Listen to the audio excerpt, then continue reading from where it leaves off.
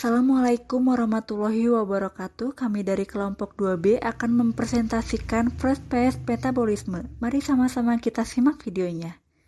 Metabolisme obat adalah proses perubahan struktur kimia obat yang terjadi di dalam tubuh dan dipengaruhi oleh enzim. Aktivitas ini sebagian besar terjadi di dalam hati sebagai organ utama yang bertanggung jawab terhadap metabolisme obat di dalam tubuh.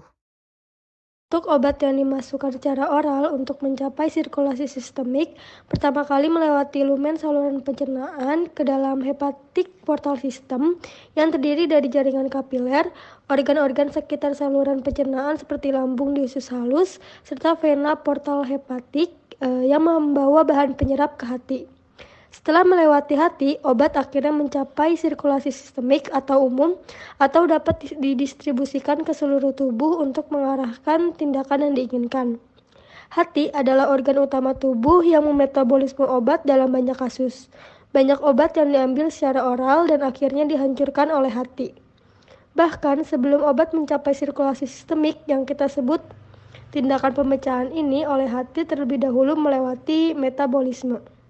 Obat adalah zat kimia atau biologi yang mempengaruhi tubuh dan fungsinya.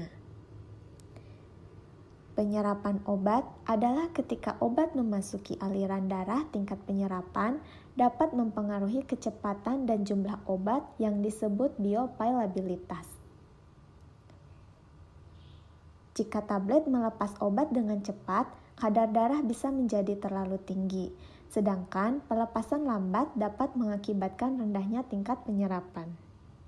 Faktor tambahan yang mempengaruhi penyerapan dan violabilitas termasuk sifat obat dan fisiologi manusia, seperti tingkat pH di lambung dan kecepatan pengosongannya. Ada untuk formulasi khusus digunakan untuk melepaskan obat pada kecepatan yang diinginkan, formulasi umum, termasuk tablet, kapsul, supositoria, transdermal, dan solusi metabolisme obat adalah proses di mana tubuh memecah obat yang terutama terjadi melalui enzim yang terletak di hati.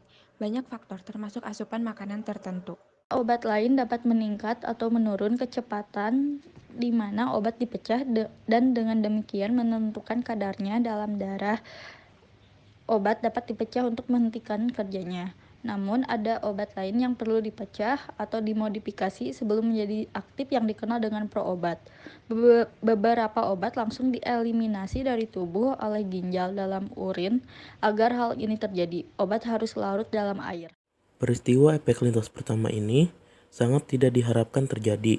Oleh sebab itu, untuk mencegah terjadinya peristiwa ini, biasanya obat diberikan selain jalur peroral. Misalnya intravena, intramuskular, intrabukal, supositoria, inhaler, dan lain-lain. Kenapa? Karena rute administrasi tersebut itu tidak melalui saluran pencernaan, namun obat langsung berada pada sirkulasi sistemik.